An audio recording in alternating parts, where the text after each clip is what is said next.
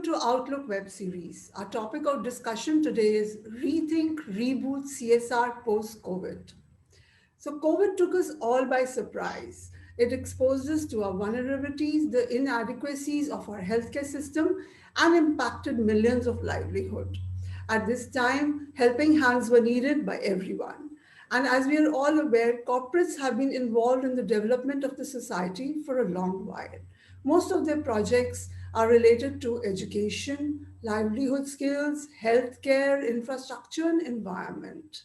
And in this unforeseen crisis, all of them came forward to give us a helping hand and to provide relief measures to the most vulnerable sections of the society. And so it has now become time to rethink and reboot corporate social responsibility.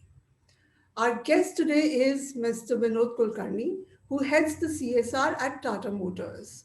Mr. Kulkarni is a Fulbright Fellow in Global Leadership from Carnegie Mellon University in the US, and he also holds a diploma in sustainability from the Swedish Institute in Stockholm. Mr. Kulkarni has been spearheading the CSR programs and taking them forward. Welcome to the show, Mr. Kulkarni. It's a pleasure to have you with us. Tata Motors has been in the development sector for a long while, and most of your projects are related to livelihood, education, healthcare, and environment. Would you please share with us how you take these projects forward, how you decide upon them, what is the policy? First of all, good morning, and thank you, Ms. Ambica, for having me on this show of yours.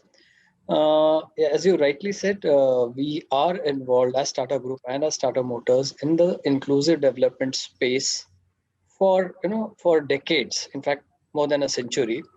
And for us, any such social disruption or a challenge, comes as an opportunity for us to, like you rightly said, rethink and reboot. But the very core of what we do is involving the stakeholders and understanding the needs of the stakeholders. In this case, when COVID struck all of us, that window was very limited. It was in fact not there. That what is happening to our stakeholders was very, very sudden, and they couldn't also reach out with what they actually need, because everything was, all of us were taken aback. So yes, it was a very challenging time for the communities and for us as Tata Motors CSR to reach out, because we were also cocooned in our own spaces because of the risk involved. However, I would applaud all my NGO partners, all my stakeholders involved, and our employee volunteers who went that extra mile to reach out and support the communities. With respect to your question, yes, we do have a policy. We do have the projects which are identified, and then accordingly we work on them, and there are very clear-cut outcome and impact indicators. So policy being, yes, we focus in and around our operations. It's about 20 to 50 kilometer radius of where we work, mostly our 6 manufacturing locations, our corporate location, which is in Mumbai. We focus on malnutrition in the health space largely. Then we focus on higher education, secondary education and beyond in our education programs, and livelihood, yes, both technical and agri. Environment, yes, we do involve ourselves with increasing the green cover. We do have a specific intervention for the Dalit and tribals under our affirmative action program. And this is uniqueness, I would say, of the Tata Group. And Tata Motors is one of the leading companies in the affirmative action space. And volunteering is something is very vibrant at Tata Motors. So about 50% of our employees do volunteer in a normal situation. But in the COVID situation, also our employees really came out and did volunteering in the early days of COVID. And now there's a lot of digital volunteering which is happening. Yeah, so this is my response. The initial days of the lockdown, which was very stringent, March and April and May 2020, how did these volunteers reach the people? How did the relief measures go at the right time to the right person? Yeah. So our connect with the local administrations of all the locations where we work is very good. So the municipal authorities, the local governance bodies, we reached out to them in terms of what is the requirement. We knew that food is a requirement because of the lockdown. Many poor people, people who didn't have a consistent steady income source, were badly impacted. So food was, and the basic necessities was something which we knew that is required. However, we tied up with the local, as I said, the local governance bodies, and along with them we did a lot of food distribution, ration distribution, essentials distribution, like daily essentials, which are required. And this we did it through our NGOs. Like we do have NGOs like Ramakrishna Mission, and quite a few others, who along with their volunteers and our employees, went out and we delivered a lot of relief materials. So close to about 1.5 to 2 lakh people who were reached out in that period from March end till May, with all these essentials. And also we reached out to the hospitals, because we knew that there's a lot of pressure on the in the health system, and particularly PPE kits, ventilators. They were not available, and through our central sourcing team, we could supply all of this. Now it is available, but in the very early days, because the government has its own tendering system and all of that, and hence healthcare workers, frontline healthcare workers, had a lot of challenge. And we did supply to hospitals in Mumbai and Pune and some other locations of ours as well, with PPE kits, sanitizers. We created posters for awareness as to how our folks in the slum dwelling areas keep themselves safe. And these posters were put up along with the administration at public health area centers, in the toilets, because there are common toilets which are used largely in the slum areas, where they fetch water. Recently, we were also appreciated by the Mumbai Municipal Corporation for the efforts we did very early, in April, May. At Jamshedpur, we converted one of our hospitals into COVID care center, and it's still operational. So yes, we to sum up, local administration we got in touch with through our NGO networks.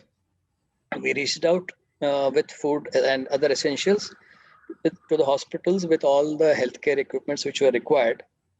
And post that, once come June, things were much better.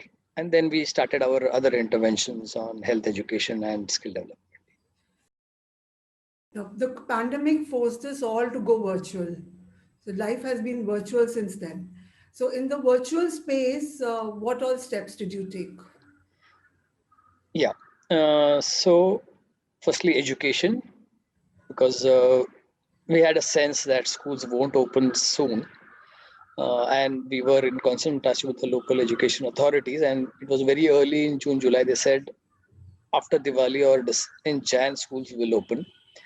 Uh, that was one for the new sessions which were about to begin. But there were a set of students who were, preparing for their entrance exams, like the JE for the IIT entrance, JE, NEET exams for a medical entrance. And typically it is in May when the exams happen, and it got extended. So we first focused in right in the month in April itself with there is a educational setup called Jawahar Navodaya Vidyalaya. It is a central government funded institutions, residential schools. Every district has one except for Tamil Nadu. Uh, but these boys and girls were sent back home. All these boys and girls were of 12th standard, and we knew that these boys and girls come from not so stable backgrounds financially and otherwise. And once they go back home, they will get sucked into their daily chores out there, and they don't have that luxury of having, digital devices, networks, for continuing the education. So the first step what we did was to reach out through the education system, the JNV education system, and understand how many of our students have digital devices and a stable network. The network we can't do much, but devices we can surely do. So we got a sense about 70-80% of the students have networks in their area. They require some support with respect to recharge of the mobile phones. Somewhere handsets were also a challenge. So somehow we did manage to reach out with the digital devices, and online lectures began. The exams which were scheduled to happen in May happened in September, and you can imagine the kind of pressure the kids would undergo because of all the situations which they were in. So not only that we continued giving them inputs for their entrance exams, but there was a lot of other psychological support which was also required. So we, through our volunteers and some of us ourselves, had a regular sessions with these boys and girls to keep them motivated and just tell them, such situations come, but you guys are strong enough and you will get through. And I'm very happy to state that we have a project in Pondicherry, JNV. Out of 25 students, 19 of them made it to IIT, which is a phenomenal about 75 plus percent ratio. Otherwise, typically the success rate is 0.1%. 0.1% of students only pass. Similarly, in another JNV, of 36 students, 18 to 19 of them got into IITs, 3-4 of them got into medical. So, so we quickly recalibrated. Again, Tata Motors, I would not want to claim all the credit, because our educational partners, they could ramp up to the given situation. And of course, we had our own SOPs, standard operating procedures, and of course funding, which we extended. And now, post this experiment of ours, which was successful, we are in the process of signing up with the Jawahar Navodaya Vidyalaya system, and we will be reaching out to more than 300 schools and about 10,000 students. And this is going to be, for an extended period of maybe 4 or 5 years. So we have always looked at pandemics, okay, pandemic never happens so often, but any kind of adversity as an opportunity. Similarly, in the Bombay Municipal Corporation, Thane Municipal Corporation, Pune, and our other locations, with the education department of the local governance system, we reached out with the digitally. There are learning apps which are there, which are designed to the syllabus. The syllabus and the apps are designed with an audiovisual content. We train the teachers of the schools, the government schools largely, because they were not too adept with the digital way of teaching. So we did training for these teachers. We gave these apps free to all the students, and we also have our own teachers, remedial teachers, who are teaching through these apps. The schools still are not open in many of our, in fact, all of our locations, but the learning has not stopped. And this was again appreciated by quite a few local governance bodies like the Bombay Municipal Corporation here and at other locations. So currently we have about 30,000 children in the 10th standard, largely ninth and 10th standard, whose education is continuing. And we are very proud to say that the assessment which we take, you know the students are doing well despite being at home, despite having challenges, because digital set would be only one in the house. When the parents come back from work, the handset is available. So we have also restructured our timings, in the evening, 6:30 to 8:30, 9. So many such interventions in education, skill development. Also, we do have programs which are done digitally. Not all skills can be done digitally, but then 80% of the theory is done digitally, and the balance 20%, then we tie up with local enterprises where they get hands-on training. And we have been able to sort of get jobs for people who otherwise were at home. So particularly in the healthcare system, and we are an auto company, so there are a lot of requirements of technicians. And again, our NGO partners and our technical training team at Tata Motors, we began these trainings very early. In April, May only April, May we began these trainings, and it was accepted well. So education and livelihoods, killing, yes, we could do a lot of things in the digital mode. Health is a slightly different area where digital only cannot work. We did try doing something, but I would say more can be done, and we are exploring. And the typical health camps and getting people at a place to do, to give in health inputs, that couldn't happen because of the government restrictions. But we have begun now on our healthcare programs. But the big thing which we did in the healthcare, or which we are continue doing, is in Jamshedpur, our hospital has been converted into COVID care center, and we have saved many lives out there. So you said you're an auto company. Given that, any special initiatives you took for helping the truckers out and people in the auto segment? Yes. So in April itself, we knew that many truckers are stuck, or the truckers are were permitted to ply their trucks because of essential commodities, requirements, not get should not get impacted. But along the highways, everything was closed. There was no food available, or healthcare available. So we did tie up with an oil marketing company, Indian Oil Corporation, in fact, and we provided food. We provided PPE kits, masks, face shield, sanitizers, and it was done. Food was available for both times, lunch as well as dinner. Most of our service centers, because service centers are on the highway, they had kept their facilities open, and drivers were provided with food and healthcare for free, because the wheels have to keep moving for all of us to get our essentials, and they are a very key stakeholder for us. Drivers have always been, I would not say disadvantaged, but they have never got all the due facilities they should get when they are driving. COVID times was even more difficult.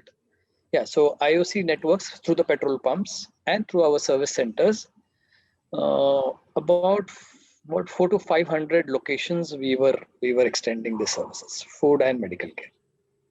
So, among your guiding principles is a very interesting one, more from less for more. Now, we would like to know more about this. Yeah. So in 2014, when the new Companies Act came in, and board was driving the CSR agenda of the organizations, so we had Dr.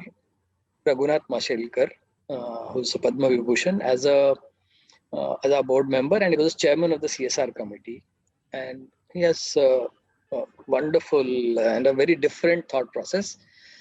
He said that if we were to do everything ourselves, it's not possible for any one entity. No one can do everything by themselves, and hence we need to collaborate. We need to have as many key stakeholders as possible in a project or in any intervention we do. So it is more from less for more, meaning you invest less resources for more people with more output and impact. Basically, that is the concept. So just to give you an example, say in 2014 when we began, Tata Motors was largely investing everything, and the contributions, and contribution doesn't mean financial. It can be contribution of any kind which is important for the project. So it was almost sort of zero from other stakeholders. Currently, about 45% of the investments are from Tata Motors, and 55% of the investments come from the other key stakeholders. And this is important because any project, if it has to be made successful, the transfer of responsibility has to happen from an outsider. I would consider Tata Motors the outsider only because the core community, say I go to a village or a slum, I am an outsider only. I am just a facilitator. So if I as CSR can handhold, strengthen the local communities and withdraw, and then the outcomes and impacts continue to the way it would have been had we been involved. So simply it is exit strategy in a sustainable manner with no dilution of outcomes. Now I'll give you an example of this so it will become more clearer. So we I would not say adopted a village, we got into an agreement with the government of Maharashtra. There's a tribal district called Palghar, about 150 kilometers away from Mumbai. And we collaborated with them for an integrated village development program. So we picked up a Gram Panchayat. It has about 800 households, about 3 to 4,000, about 4,000 population, 100% tribal, and very low human development indices. So we did a baseline and all of that. Then that was about 2.5 years back.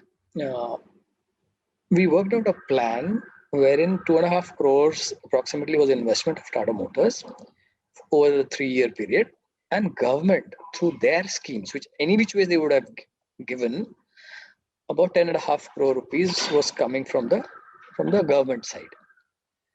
While we do understand that government has all kinds of work to do and a pressure, but when you channelize, their attention and efforts, I would say miracles can happen. I'm saying miracles because under one scheme, there is a Pradhan Mantri Awas Yojana, meaning housing for poor, where government gives some amount for constructing a house. In that Gram Panchayat, in the last 70 years, they would have got about 30, 40 households totally, cumulatively, that money. And in a year's time, 110 houses were supported, water structures were created, roads were built up, healthcare was spruced up, the communities got empowered, meaning we had a special intervention on governance, that we created committees among those tribals, and they now govern their own villages, which otherwise also they should be. The gram panchayat is there, the sarpanch is there, but they weren't that equipped at the collectorate level.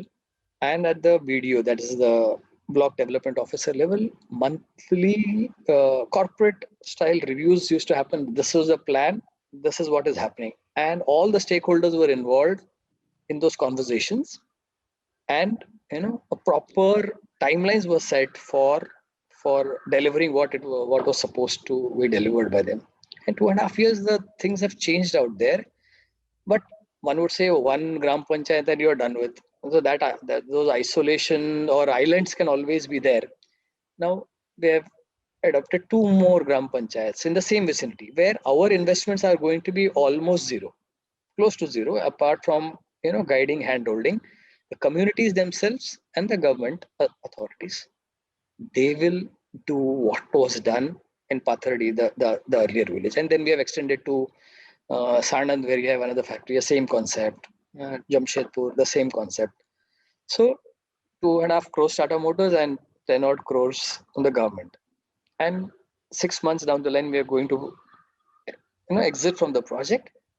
We are sure that most of the things which we have begun will continue to happen, be it on education, healthcare, women health, and everything. And particularly in the pandemic, our interventions came in very, very handy. So a lady there was trained on digital payments, uh, how to execute digital payments, and this was there for a year or so. But earlier it didn't have traction. For a tribal or anyone, had to travel about an hour to go to a bank, even to fill his or her own passbook, and to get money withdrawn, stand in an ATM, and so almost a day was lost. for getting maybe 100, 200, 500 rupees. In the lockdown, the money was made available at the doorstep of these people, of the tribals. All the government schemes, the money was deposited by the government in the bank accounts. The tribals could withdraw it and they could take care of their daily needs.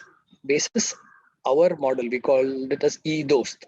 E-dost. The collector there said, we want more such e-dosts in the entire district because most of the tribals are facing these challenges. And we did train some more, about 20 such ethos were created. So this is basically how an intervention can have a ripple effect where you're involving more stakeholders, enabling the stakeholders to take care of their own requirements, and investments from a funder is lower. We reach out to more people with more outcomes. In short, it is more from less for more philosophy, and I demonstrated and discussed one example where I would say was successful, and we have many more such examples. So, sir, can we say the USP of your CSR strategy is affirmative action, volunteering, and immediate disaster response? We do, yes, we do all of this. Um, but what I would put it in one word, what we do, or two words I would use, we accelerate aspirations. Okay. Uh, so we accelerate our brand promise connecting aspirations as Tata Motors. In CSR, we accelerate aspirations. Everyone has an aspiration.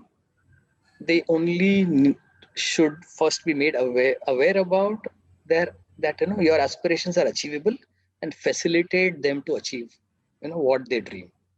And of course, affirmative action is a very important aspect of accelerating aspirations because socially, some groups have been discriminated for centuries. And to correct that, just a reservation may not work. But of course, it is working. I'm not saying that it doesn't. But then, enabling the members of the Dalit and tribal community in various aspects of their life. So, in our affirmative action program, we do have education and livelihoods. Employability is very much there. Entrepreneurship is a very key aspect of our affirmative action. Then employment, either within the organization or in the ecosystem, is what we do. And then essential enablers in terms of whatever is required for them to lead a basic life. It can be housing, water, healthcare, and all of this. Volunteering, of course, is integral to what we do. And again, it helps in accelerating aspirations. And what happens in volunteering is, of course, the communities are benefited, but the employee gets back more, I would say, with a lot of gratitude and satisfaction. Gratitude is because, I am well off than many others. And satisfaction is, I have given back in my own way to the people who need. And of course, there's a high level of connect with the organization and the pride that, my organization is doing so much good. Again, in the last 5 6 years, Tata Motors standalone operations has not made money. In fact, we have made losses, but our directors and our seniors, budgets have not been touched at all. Budgets for CSR has been maintained. So one can always, talk about inclusive growth, but then when you're putting money on the table and then saying that, okay, inclusive growth is something which we do, I think that is that much high level of conviction and confidence which the stakeholders have. And disaster relief is centrally, sorry, yeah, disaster relief is done. It is driven centrally at the Tata Group level, but in the COVID times, it was done both ways because the response time, had to be quick. So there was Tata Motors led disaster mitigation plan and the Tata Group level led mitigation plan. I'm sure you would have read about the Tata Group's efforts on disaster relief. So recently, the WHO said that we need to get more serious, more prepared, because there could be worse pandemics in the future. How do you look at this? Okay. We'll pray that no pandemics happen, but then, yeah, things are not in our control. We we need to enable the communities, frankly, and COVID has been a great enabler. That I have to take care of myself. That is a thought which is now ingrained in many of us, including people who are less privileged. Uh, it is very difficult to predict a pandemic and the nature of the pandemic. Hmm? But I think we have got some basics right. Of course, healthcare, building immunity, all of us know is important, and I think most of us do it. And particularly in the less privileged communities, we can see that their level of understanding that health has to be taken care of has gone that much higher. I'll give you an example: malnutrition, because we believed that women and children will be impacted the most in the pandemic. But to our surprise, in the areas where we work, the health status of children got better in the COVID situation. And the reasons for this, because the mothers who used to go out to work earlier didn't go out. They were at home to take care of their children and themselves and the family. And there was a higher level of conviction that sanitation is important. Otherwise, we might get hit by another health scare. And local made food, because anything the nature has provided is basis that location, that situation. A tribal has a particular food chain out there, but it had all got disrupted because of they also wanted, see, we will also eat potatoes because people in the city or will also eat tomatoes, but then it is not required for their kind of a living. Now they've started using local ingredients, local grown vegetables for their dietary things. So we are accelerating that bit. So we are having sessions on how you should be more healthier, and you were healthier earlier. But in the last few years, maybe because of adoption of so-called modern practices, you have lost it somewhere. And hence the local diet, the local food, the local practices is what we are encouraging. So that is one on the health, because any pandemic coming, the first thing is the immunity. If you're not strong enough, you're going to get hit. Now digital, yes, it has gone quite a bit, both in terms of depth and reach. We'll accelerate that, and for sure we'll be better prepared for a pandemic going forward, if at all it occurs. And the COVID experience, as I already said, will come in very, very handy for us to respond. And we'll just pray that things don't happen. And I believe that nature is a leveler. We have somewhere disrespected nature, and the nature has sort of given us a trailer that, look, please respect the nature, and don't sort of abuse it. And I'm sure we will be a better place now post COVID in terms of our own understanding, our own practices, and hopefully things should not be as bad as what it was in COVID times. So, our last question for this show. Uh, in the last fiscal year, you touched close to 3.2 million lives. In the current year, you've touched about 2 lakh lives. So, and you put so many projects in place, you put the new learnings in place. So, now what is the strategy for rethinking and rebooting your CSR? Yeah, I'll just correct. It was 3.2 million for 5 years. So last Okay, year was about 7.5 lakh lives. okay. This year, till November, we have already touched about 4.5 lakh people through our various projects, and we should be touching about 7.5, 8 lakh people in this year as well. But going forward, it will be much higher because of the digital intervention, particularly education and skilling, which gives us immense opportunity to reach out to more people with limited funds. I'll give you just an example. For on environmental awareness, we had an intervention with Bombay Natural History Society. It's a very well-reputed NGO, and earlier we used to do in the Mumbai metropolitan region only because it was physical in nature. When the pandemic came in, we said we'll move digital. Now, under their program, they're they're covering. They have already covered about 16 states, about 30 districts, and 3 times more students than a conventional model. And I also did mention about our tie-up with the Jawahar Navodaya Vidyalaya system, where till last year we were covering about 300, 400 students max, and we would be reaching out to 10,000 children. The investments would be marginally higher, but the outcome and output would be much, much bigger.